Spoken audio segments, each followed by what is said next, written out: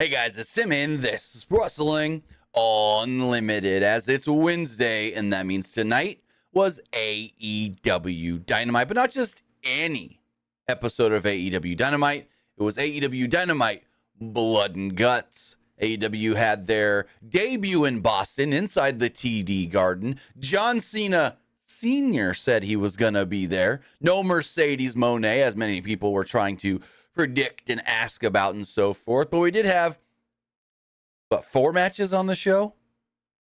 We had the FTW title match. We had the Blind Eliminator finals. The Britt Baker squash that was, 30 seconds at that. And then the hour-long Blood and Guts. So, yeah, 4 matches on the show. Going to say it right now. I'm just going to come out right at the top of this and say, not the best Blood and Guts they've done. I thought this was this was a good match. I liked the match. I thought it was good. I enjoyed it. But as far as what is this, the third Blood and Guts, I want to say? AEW. I want to say there was supposed to be the 4th. So we did what? 2021, 2022, 2023. Because the 2020 Blood and Guts got canceled due to COVID. So this was the third Blood and Guts. I would put this as, and again, not a bad match, but the weakest of the 3. I would say that. So overall, though, a really good show. I don't know we'll talk about it here in a little bit. That damn dance battle. Regardless of that, Luke, we got Luke here with me. What'd you think of tonight's show? Tonight was good. Like you said, it wasn't like the Blood and Guts match. It was good, but not the best one. That whole dance battle stuff was stupid. I even tweeted about that. I was like, why the hell are they doing this? Yeah, I have no clue what that was. But I did like, I will say, I did like Adam Cole doing that he does on all his party stuff and on his Twitch sometimes and stuff. So that was a little funny because it's a callback to if you watch his other content. But other than that, no, it was not needed. Like, I think it was even Steve Fall tweeted out, is this dance battle? Because he was there live. He's like, is this dance battle even airing on television? We're like, yeah. Because he thought it was like, they went to commercial. Like, the dance battle was so preposterous that he thought it was something that they did during the commercial. Like, they wouldn't do on television. But no, they did it on TV. But with that, I want to say thank you for joining us here. Twitch.tv/PWU Unlimited, YouTube.com/Pro Wrestling Unlimited, and podcast services all around the globe like Stitcher, Spotify, Google Pod, Apple Pod, Anchor, iHeartRadio, and so much more. Remember, if you are watching live on Twitch, you can help us out a couple of different ways. You can either help us out by hitting that donate button down below or by donating Twitch bits in the live chat. Also, remember, you can help us out by subscribing to the channel one of 2 different ways. You can either subscribe with a tiered subscription, or you can subscribe with Amazon Prime, because remember, if you have Amazon Prime, then you have Prime Gaming. Prime Gaming gives you a lot of cool things like free games, free stuff for games, and you always get 1 free subscription to any Twitch channel you want to subscribe to throughout the month. All you gotta do is take that Twitch account, take that Amazon Prime account, link them together, bada boom, bada boom, your Prime Gaming. Also, remember to head over to YouTube, hit that join button, and become a channel member. One other thing, head over to the Epic Game Store. Head over to the Epic Game Store and buy something. Whether you're pre-ordering EA Sports FC 24, you're pre-ordering Telltale's The Expanse, claiming the free game Train Valley 2, or getting into Rocket League, Fortnite, or Fall Guys, use our code PW Unlimited at checkout, and you will be supporting us at no extra cost. Again, use code PWU NLIMITED, and you'll be supporting us right here. Doesn't cost you anything, just a couple of seconds, and then boom, you're good to go. One other thing, we're not on Cameo. At least I'm on Cameo. And what I'm doing with my Cameo is something special. So my kids have been in youth sports my son just turned 12. He's been doing youth sports since he was 3. So what is that, 8 years? 8, 9, 10, 11, 12, 9 years, whatever. My kids have been in youth sports. And I will admit, there was one year where we needed a little bit of help getting them in monetarily. As far as it was $250 to sign them up for football. We were just a smidge short on that. Another family sponsored us for, I don't remember exactly how much we were short by, but it wasn't a lot. And I've always been grateful for that. And so we've always tried to give back to other families, whether it's our kids growing out of their equipment, whether that's football cleats, soccer cleats, or so forth, and they're still in good shape, so we donate those to another team. Or even last year, we sponsored another family and actually sponsored them with $100 so their son can join football. And now what I'm doing with Cameo is all the money that I make from Cameo will go back to families in need. Families that need either help paying the registration or getting the equipment they need for their kids to do youth sports. Youth sports has been a great thing for my kids, especially with my son. A lot of times he likes to act out or he doesn't like to listen in school, but for some reason, when he's active in sports and it's season and he's going good and we're keeping him active, he's better in school. And so it has helped him. I know it's helped other kids. So with that, head over to cameo.com/TimmyBuddy. Order a Cameo, whether you're getting a birthday message, well wishes, something silly, something funny, something serious. It doesn't even matter. But go over there and know that all the money is going to a good cause to help a family in need that needs just a little help getting their kids into youth sports. Also, this podcast is brought to you by Pro Wrestling Loot, but we'll talk about that a little bit later. So as far as AEW Dynamite does go, AEW Dynamite opens up with Excalibur welcoming us alongside Tony Schiavone and Taz as Jungle Boy, or the song Tarzan Boy is heard, but there's no Jungle Boy Jack Perry. The lights all then go out, and we get a video package. We see Jack Perry in a desert, and he's pulling a body. We then see the legs of this body, and it's got the Jungle Boy boots on. So we think, uh-oh, Jack Perry is dragging Jungle Boy. We then see him drop the Jungle Boy body into a hole and bury it. Basically saying, I have killed and buried Jungle Boy. A limousine pulls up. Perry steps inside as he was announced simply as Jack Perry. Also, he's got new music. Beethoven's Fifth Symphony. Not a big fan of that. I thought that was kind of dumb. I don't know why he needs Beethoven's Fifth Symphony, but whatever. The heel turn is in full effect, 100%. And before we get into the match, what did you think of this opening video and the symbolism of him killing the Jungle Boy character? I mean, it made sense, Jungle Boy is gone now. Here's like the new me and stuff. Like, I guess that made sense. But like the whole like Beethoven thing as his like new theme, I don't know if that's really a good fit. I think it's trying too hard. Yeah. Also, we can now say Jim Ross has been vindicated because Jim Ross was the one that kept calling him Jack Perry, Jack Perry. And then they kind of just went with it slowly, and now he's fully Jack Perry. So good old JR, you've been vindicated. As far as the match does go, the FTW Championship was on the line. And Taz, literally on commentary, when they're fighting in the crowd early, goes, this might be a FTW title match, but it's not FTW rules. What? Huh? How is it an FTW title match, but not contested under whatever FTW rules are? What are FTW rules? Like no rules? ECW rules? Extreme rules? I don't even know what FTW rules. Let's see. Can we Google that? What are FTW rules? AEW. Let's see. FTW rules were something that would happen at times in the late 90s. It's false count anywhere, anything goes. But that's not what the match was tonight. So it's like, come on. Really? Really? Oh, well, whatever. Hook immediately went after Perry, who bailed outside and was launched over the barricade, with Hook going right after him, launching off the barricade with a Superman punch. Back inside, Perry got an eye rake and a drop kick to gain control. The crowd really let Perry hear it as the fight went back to the floor during the commercial break.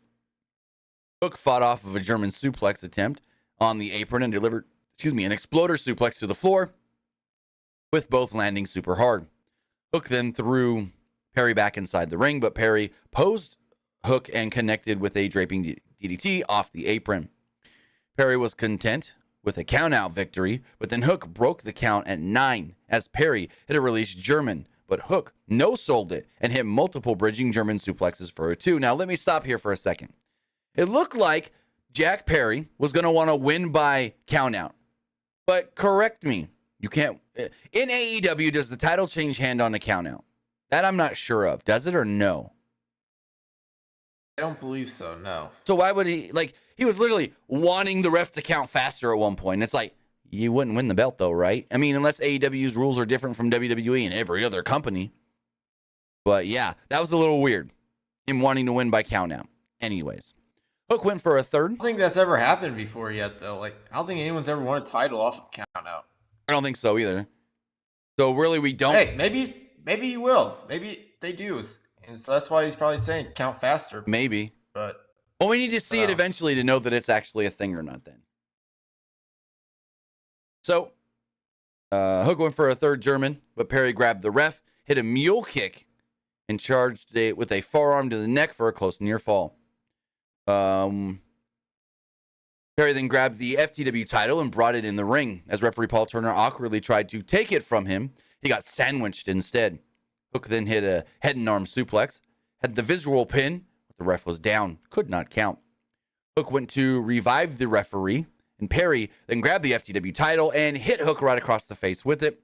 Perry then just nonchalantly laid down and put one arm over Hook. The ref slowly was like, 1, 2, 3. New FTW champion.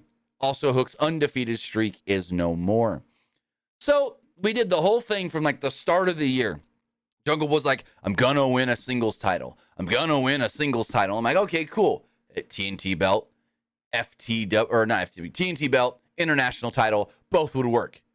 But then he goes and wins the FTW belt. That means nothing. Nothing. I guess as a smarmy heel, it works. He took the belt from the cool kid that everybody likes. And so now he's going to say that he's the best champion. I think this will work in a way of he's going to be super over the moon to have this belt. He's going to think it's the best belt there is as a heel, you know, even though he knows that the fans know that the belt don't mean. I think they're going to play up the whole, no, this belt really does mean something. This is a big, important victory and da-da-da-da-da. But yeah, Jungle Boy wins. Oh, actually, that's going to be hard to break, not calling him Jungle Boy. Jack Perry wins. And what do you think of the match itself? I thought it was not bad, but not all that great. the match was okay. It wasn't a great match, but it would be better though. Like, let's say Jack Perry just like throws the belt in the trash, saying like, "This belt meant so much to Hook. Now it means nothing. I threw this belt away." And stuff. That'd be interesting. Or like destroys the belt, because even Jack Perry even admitted like in promo saying that belt means nothing. So. Right. It means nothing, but it means something to the family, so I want to take it from them or something like that is what he said. Take it from him first and then destroy Right. it. Something. Wouldn't be bad. As we move forward, they send it to Alex Marvez from earlier today. He's at some restaurant trying to spy on Chris Jericho and Don Callis. Eventually, Callis realizes that there's cameras there and sends his security to shove them away. More teases of, is Jericho going to join the Don Callis family? Then we get footage of MJF and Adam Cole from last night, and I think it's called Kowloon's restaurant. We don't got one of those around here, so I don't know. Cole saying that MJF has to face his fears of one of the things Max hates most, spicy food, and not poor people. MJF thought that's what it would be. Another chapter in the bonding of Better Than You, baby, as the spicy food and the drink, what they thought was going to be water, but it was 100 proof alcohol. A drunk Cole and MJF thought the waiter looked like Daniel Garcia and Sammy Guevara and were about to give him a double clothesline when the video ended. Cool. This was all right. It was a little funny, but yeah. It's funny where they just gave that double clothesline to that waiter. Right. Like, what the hell were they eating? Was it supposed to be like spicy chicken? I think so. It's like shrimp, honestly. Maybe. I couldn't really tell exactly. There's like one piece that Adam Cole was eating. It looked like shit, but I don't know. Well, see, I couldn't tell because my internet was running like crap at that point, so my video was pixelated watching on the TBS website. So, yeah. Like, as pixelated as you are right now, that's how pixelated it was for me, so I couldn't tell what the food actually was. Then we see Alex Marvez outside the arena earlier today waiting for Don Callis' limo to pull up, and as he arrived with Chris Jericho, Marvez asked if Jericho has made a decision yet, with both calling him a fathead idiot. Him and Don, that is. So, yeah, that's a no. Then we get a random Britt Baker match that we didn't know about. It was funny because they called her... So, maybe for like a month last year, they would call her the winner of the 2022 Owen Hart Cup. But then tonight, they just randomly, winner of the 2022 Owen Hart Cup. Like, what? What does that matter anymore? Willow's the new reigning champion. So, yeah, that was kind of dumb. Anyway, she took on Kayla Sparks. Too late on that, to be honest with you. Exactly. So what, are you going to call her that forever if she doesn't have a championship? So what should we do? Making her way into the ring, former AEW Women's Champion. Should you just say all their accolades from now on? I don't know. Anyway, she took on Kayla Sparks. Match went in like 30 seconds. She hit her with a sling blade, double underhook suplex, and a lockjaw for the win. That was it. Nothing more, nothing else, nothing at all. Literally just forgot to add something for the women, so let's just throw this in. Exactly.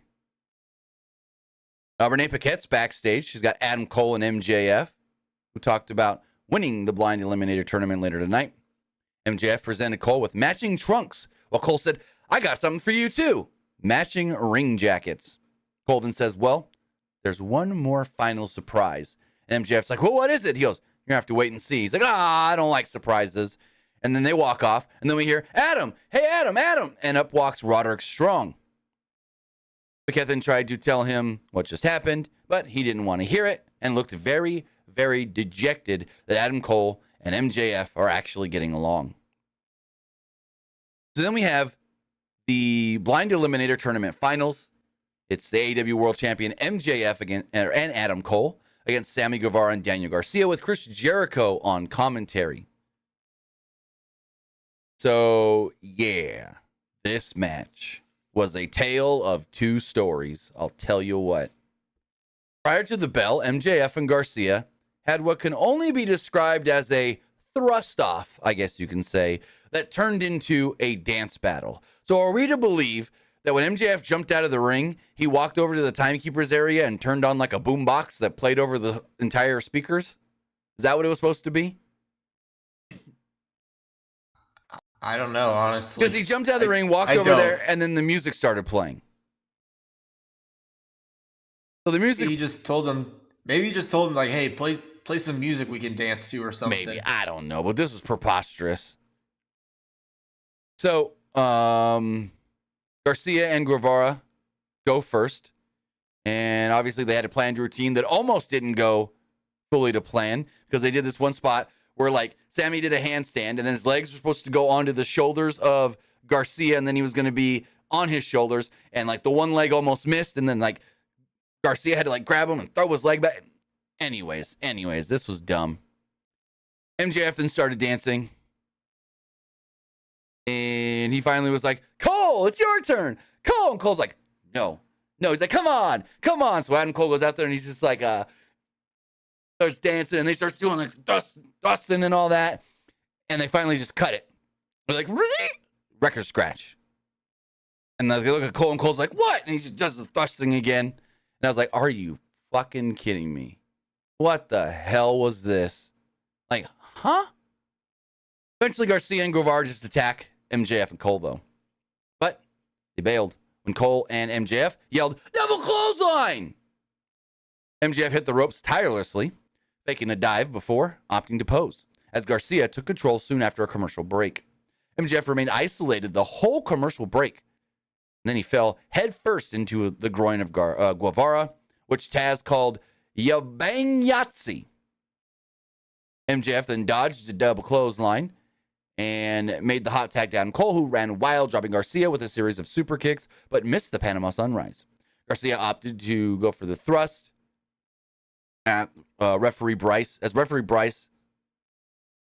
I wrote that wrong. Garcia opted to thrust at referee Bryce and ate a Cole super kick, as this was a good spot. Guevara comes flying off the ropes, springboard, boom. Like the perfect right on the chin super kick from Adam Cole to Sammy Guevara. This was great. That was such a perfect spot. Cole and MJF then signal for the double clothesline, but Guevara ducks and hit a double Spanish fly. Standing Spanish fly, I may add. MJF then dodged the super cutter and tried the crossroads, but Guevara avoided it, and Cole made the blind tag. Guevara hit a double chop block and sank in a Dragon Slayer on Cole, who eventually got to the ropes to break the hold. Garcia was backdropped onto the floor, onto Guevara, as Cole told MJF to do the dive.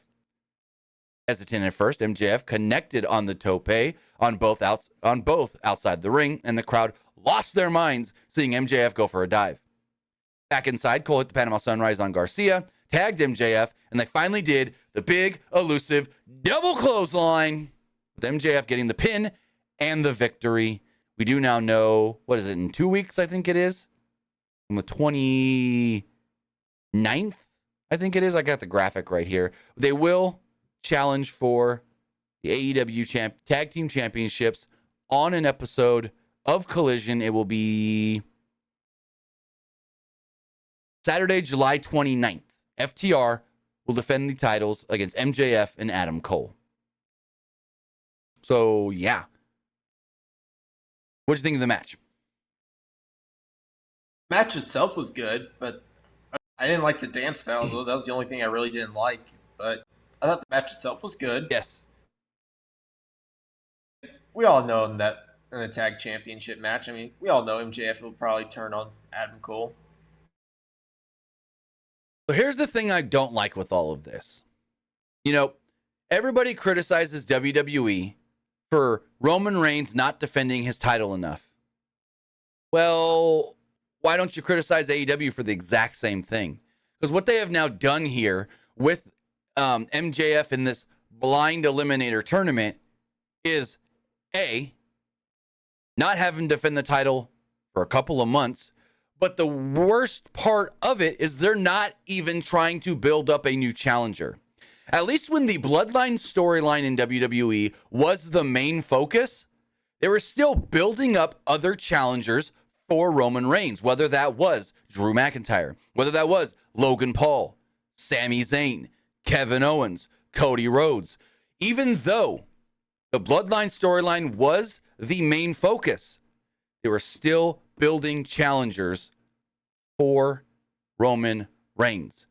Now, this Adam Cole MJF storyline is the focus, but they're not even doing anything with the world title. The world title is insignificant because you have all these goddamn MFers in this company who are not even trying to become number one contender, who are not even trying to challenge for the belt, seeing that he doesn't have a challenger right now. At least when Roman never had a clear challenger, someone would step up, whether it was Drew, whether it was KO, whether it was Logan Paul. And it wasn't every month, no, but at least every other month, he had a challenger. He had somebody that said, I want to challenge you because nobody else is right now. Adam Cole is not the challenger. Yes, he's going to be the next challenger eventually, most likely at All In. But in the meantime, why is the title on MJF if he's not going to defend it and they're not going to build anybody up for him, again, in the meantime? Because how cool would it have been if, say, and I'm just going to throw out a random ass name, I don't even know, Jack Perry did his heel turn and then goes, now I'm a big-time superstar here. I want to challenge for the world title. And then he challenges MJF for the world title, and Adam Cole is in MJF's corner. So I've been a little perturbed by that because everyone, pissing on WWE. Roman barely defends the belt. Roman defends like every other month or every 2 months. This and that. Okay, when's the last time MJF defended the title? Revolution? That's March. I'm going to look it up. MJF cage match. MJF's last title defense was May. Was it May? Double or Nothing. Yeah. Double or Nothing. That was 2 months ago. Just about. And he's probably not going to defend it until the end of August. So 3 months without a defense. So, hey, each their own whatever. So after the match, Jericho tried to cheer up Guevara and Garcia. Both men walked up the ramp and then away from Jericho, similar to how Jake Hager did last week. Meanwhile, in the ring, Cole held the AEW title, and MJF ripped it from his hands like, hey, that's mine. Cooler heads prevailed, and both men hugged. MJF giving a look, kind of gave Adam Cole another look when he turned his back, and then out came FTR. Dax Harwood and Cash Wheeler came down to the ring for a little bit of a face-off ahead of their match in a couple of weeks for the tag titles. So, cool. It's whatever. This is all just going to build up to All In, but everything else has just been insignificant. That's how I feel. Any thoughts? How many Dynamites do we even have till All In? I know we still have a few, but we have, let's see, let me pull up a calendar.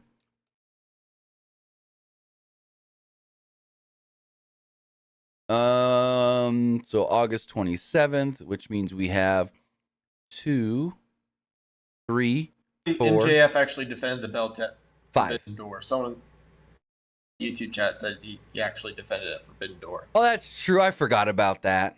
That is true. That match was not even anything. It was insignificant. I mean, yeah, it was 15 minutes, but it was still just, I don't know. It was whatever. But still, regardless. So we have 5 Dynamites left. 5 Dynamites and 6 collisions? Yeah, 5 Dynamites and 6 collisions. And 6 Rampages, if that matters. How they're using All In, they're trying ticket sales they made. They're making a huge deal of All In, saying it's going to be in Wembley and stuff. Not even trying hard to build it up at all. Well, speaking of that, building it up, this next segment was all about the Royal Rampage. Royal Rampage winner becomes the #1 contender for the TNT Championship. Not at All In, but the following week at All Out. So they're building matches for All Out, which I get. They got to build matches for both shows at the same time, but they're building matches for All Out before they're even saying a single match for All In. That's kind of weird. We got a backstage segment with Renee Paquette. She's there with best friends, Chris Statlander, Orange Cassidy, Darby Allin, and Nick Wayne. Again, don't make Nick Wayne just look like Darby's little punk boy. His little puppy that he's going to follow. That's going to follow him and do it. They're already doing it. Nick Wayne is now coming off as just Darby's protege, and not what I wanted. Not what I wanted. He's not standing on his own yet, which they should have immediately had him stand on his own, because now people are just going to see him as Darby's little brother, basically. Anyways, Renee talked about Allin and Wayne being in the Royal Rampage this Friday, while Statlander will be facing Marina Shafir with the TBS Championship on the line. Allin said Swerve Strickland will also be in the Royal Rampage, but asked Cassidy if he'll do him a favor. He said, I want you to give somebody a title shot. Somebody that helped me when I was homeless, and that's AR Fox. Cassidy was like, yeah, we're cool. I'll give him a shot. So next week on Dynamite, it will be Orange Cassidy defending the International Championship against AR Fox. Best friends then tried to do a all hands in. Darby's like, yeah, I'm good. They're like, what about you, Wayne? What about you, Wayne? He's like, nah, I gotta go with Darby. And they're like, oh, the new guy punked us. Renee puts her hand in, and they're all like, hey. Cool. I guess. And then nothing happened in the segment. Gonna be Darby asking for actual title shot for himself, not AR Fox. Well, he Why doesn't. the heck? Well, no. What they did here was tell us that Darby don't give 2 craps about the Intercontinental or the International Championship and only wants the TNT title. That's what they told us here. The International Championship means nothing to Darby Allin. He wants the TNT title back. That's what this was. So then we head to commentary. Taz says he doesn't want to be on screen because he's still pissed off from earlier. And then Chompy, the shark, shows up. Chompy the shark. They're plugging Shark Week. He's high-fiving Tony Schiavone. Taz says, don't touch me. And he tosses it off stage. Video package then highlights the history between the Blackpool Combat Club and the Golden Elite as we go in to our main event match. It is the Blackpool Combat Club against the Golden Elite inside Blood and Guts. So Claudio Castagnoli comes out, go to commercial. Come back, out comes Kenny Omega, and the match begins. So it was Claudio getting the upper hand early on. We're told that the BCC won a coin toss and will be getting the early advantage. I thought it would have been cool if we actually saw the coin toss. Like, you could have said, okay, Claudio and Omega are starting. So in the back, flip a coin, like earlier in the day, with those two as the captains or whatever you want to say. And then the winner gets I don't know. They just randomly like, oh, by the way, the BCC has the advantage, which most people expected because everyone knew Kota Ibushi had to come out extremely last. Like, the last person had to be Kota Ibushi. So the BCC had to have the advantage. Anyways, Omega hit a crossbody off the top at one point and launched Castagnoli into the second ring. Claudio Castagnoli regained control, and Omega hit an up and over in the corner. A snap Hurricane Rana and a dunk slam as Pac was the next entrance out and caught Omega with a quick missile dropkick. Pac and Claudio had a brief face-off before beating down Omega during the commercial, which this, plus what happens later, makes me think that Pac is going to challenge Claudio this Friday at Death Before Dishonor for the ROH World Championship. It would make sense, though, because Lucha Bros are the tag champions, so why not put the that'd be a good one. Title on Pac? I mean, yes and no. It would make sense because Pac's a heel. They're baby faces in Ring of Honor. I don't know. So Hangman Page is the next to come out to even the odds for the Elite. He comes right in, man on a mission. Page caught Pac on a crossbody and hit a fallaway slam before wiping out Castagnoli with a spinning clothesline and a moonsault off the top rope. Page and Omega then showed great teamwork as to why they're former tag team champions with a double team pop-up. German suplex on Pac. Claudio was able to drop kick Omega against the cage repeatedly and gain control just as Jon Moxley would enter the arena. Moxley comes in and he's got a fork in hand. He goes right after Hangman and just stabs him. Looks at Omega. They're stabbing him with the fork as well. He's even biting Omega's fingers. Moxley handed Claudio the fork before grabbing a bucket from under the ring, dumping broken glass out of the bucket.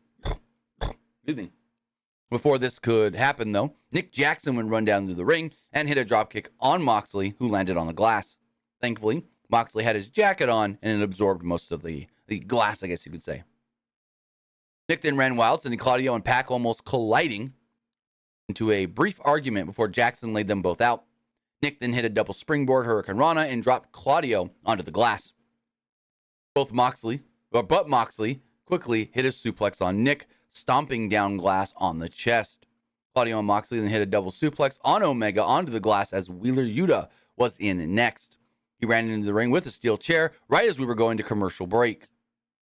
So we got the picture-in-picture, and the camera unfortunately cut right as Yuta dropped Nick in with a brainbuster on the chair, so we didn't really see it. Kind of saw it, but didn't really see it. Plus, it's in this like small little box in the corner, so we could barely see what it's anyways. Omega then tried to springboard on Moxley, who shoved Omega back first into the cage. Omega found himself trapped between the cage and the ring when Matt Jackson would enter and dropped Pac with the facebuster and Yuta with a DDT on the chair. Well, then I think at this point, Moxley was the first to bleed, or actually at least show a lot of blood, as the Young Bucks connected with Risky Business. Omega emerged from under the ring as Moxley mounted a comeback with Claudio's help on the Bucks with suplexes and uppercuts. Yuta, meanwhile, was driven face first into the glass by Omega with Konosuke Takeshita coming out to be the final man for the BCC, and when Konosuke came out, Don Callis came out to commentary. Interesting that Don wasn't on commentary the entire time. especially with Kenny starting the match. So he could talk crap about Kenny the entire match. Takeshita cracked Page. Opportunity. Right. Takeshita cracked Page with a chair and hit the Bucks with dueling suplexes before turning Omega inside out with a lariat.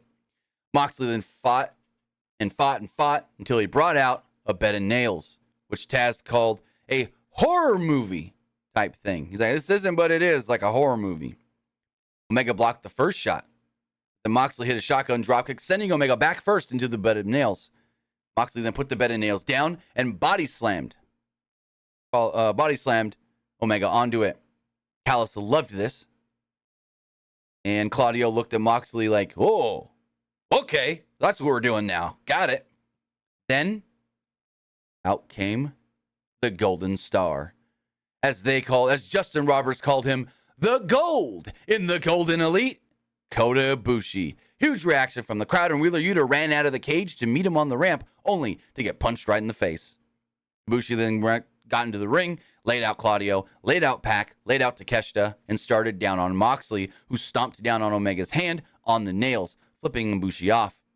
Both men started a wild striking exchange until Pac and Claudio ate a double Pele kick before Moxley was dropped under the bed of nails by Ibushi, who then followed it up with a standing moonsault on Moxley on top of the nails.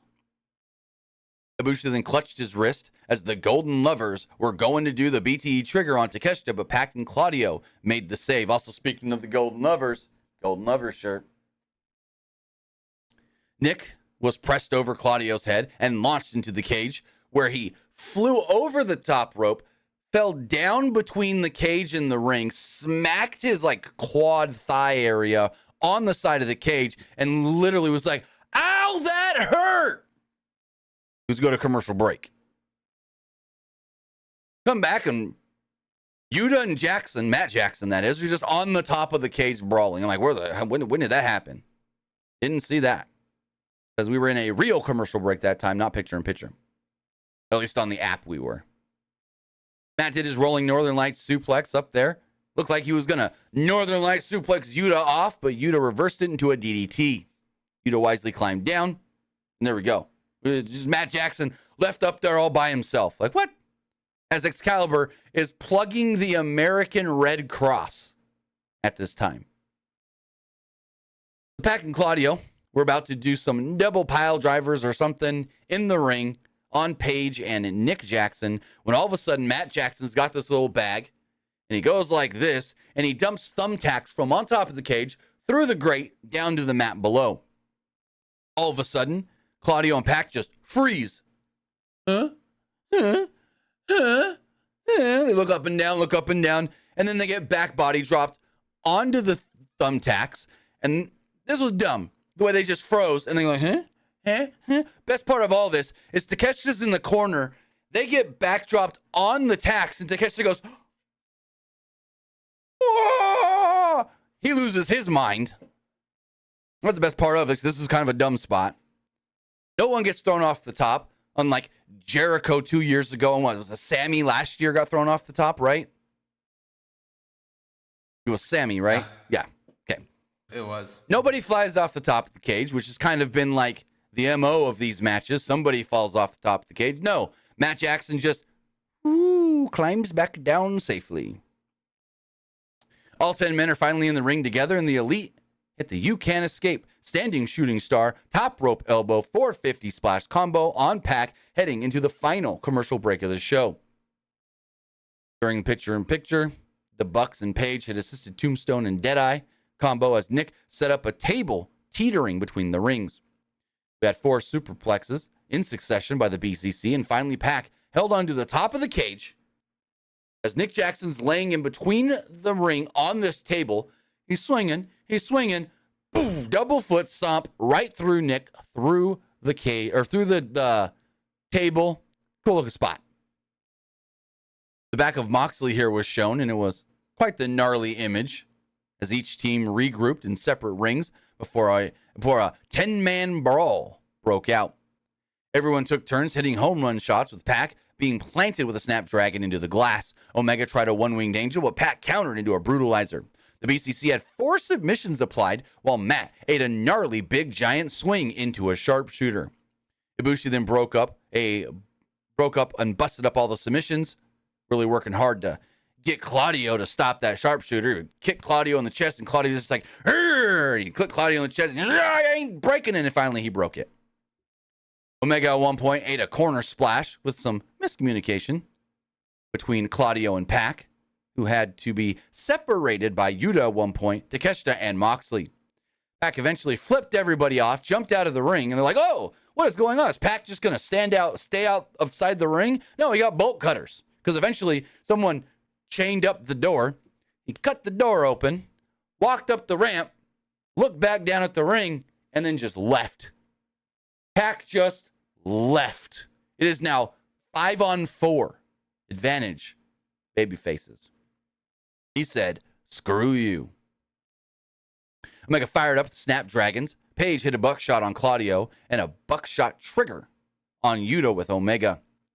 Moxley was in handcuffed as Callis pulled Takeshita from the match and they all bailed. Now it's 5-on-3. What the, huh?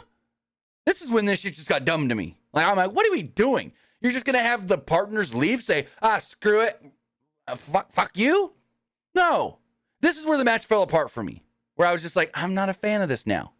Yuta's all busted open. Yuta's getting his ass beat. Crimson Mask, Triple H WrestleMania 20 face.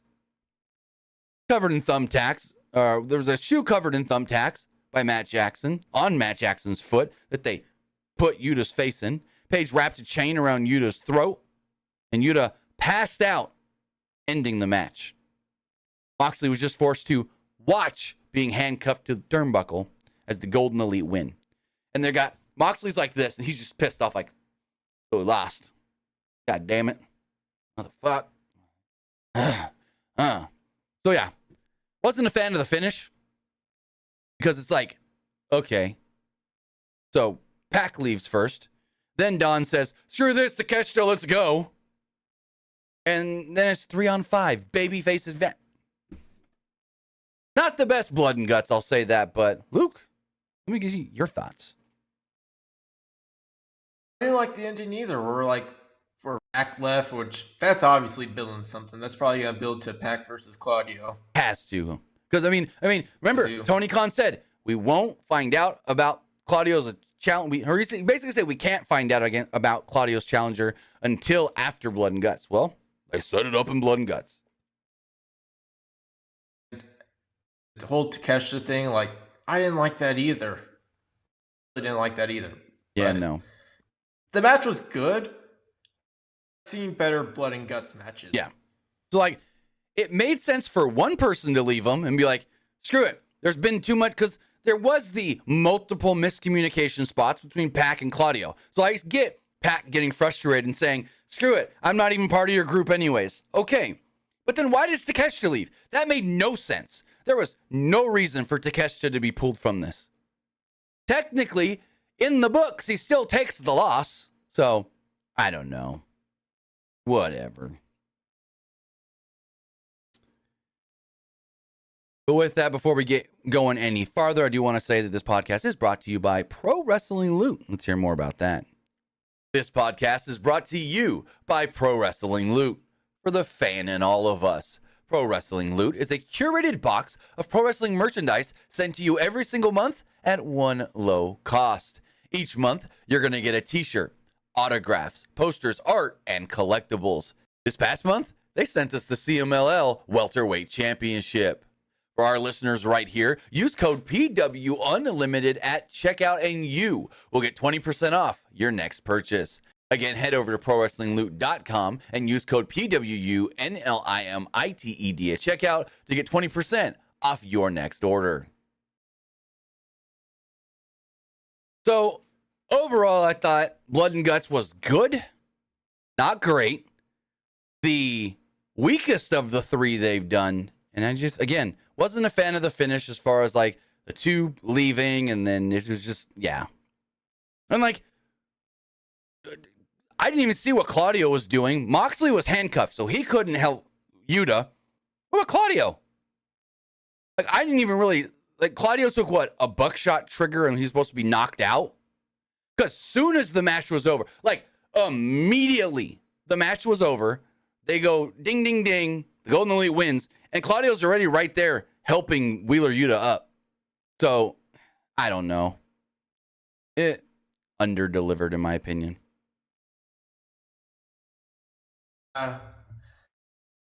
This match honestly could have been a lot better, but this match really like underperformed for me and a lot of like very questionable like decision making, if that makes sense. Yeah. But, give me 1 second. One other thing we're going to play here for you guys. I'm going to give you Nick's thoughts. Nick sent me his thoughts on Blood and Guts. We're going to play his little message here and hear what Nick has to say. I thought the match was cool. I liked some of the spots. I thought the Coda doing the standing moonsault onto Moxley on the bed of nails looked crazy. The raining down the tacks from the ceiling from one of the Jacksons was really cool. I liked a lot of the brawling. Mox just got in and had the fucking fork and screwdriver in hands. That shit was lit. I saw a lot of people saying it was underwhelming. I will say it was like a whole like 45 minutes of nothing for 15 minutes of the big stuff mixed in. I thought it was fun. It was a fun hour of television. Yeah, 10 out of 10, man. Fun as hell. I'd watch it again for sure. So yeah, Nick liked the match more than I did, it sounds like. But I agree with him where he said it's 45 minutes of nothing for 15 minutes of spots, if that. I agree with that for sure. Luke, do you have any other closing thoughts before we get to the polls? I don't believe so, no. I forgot to do a Twitch poll, so I'm going to throw that up really quickly. See if we get anybody on that. Let's fix that really fast. I didn't like it. Twitch poll is live. All the other polls have been live. So let's refresh those and check those really fast. As far as the Twitter poll does go. 52% liked the show. 27% didn't like the show, and 19% thought it was just all right. That's the Twitter poll. Looking at the YouTube community poll, 73% liked it, 17% thought it was just all right, and 10% didn't. Some of the comments, this person says, Blood and Guts match was brutal. Also not happy my boy Hook lost. This person says, oh my goodness, bro. This was awesome tonight show. Okay, that's not English. Yeah, my brain can't comprehend that. This person said, great show. Too bad that I couldn't go with my buddy tonight. Well, that sucks that you couldn't be there. Another one says 7 out of 10. This says Blood and Guts was wild. Glad the Elite won. And this other person, actually 2 more also said 7 out of 10. Looking at the YouTube live poll.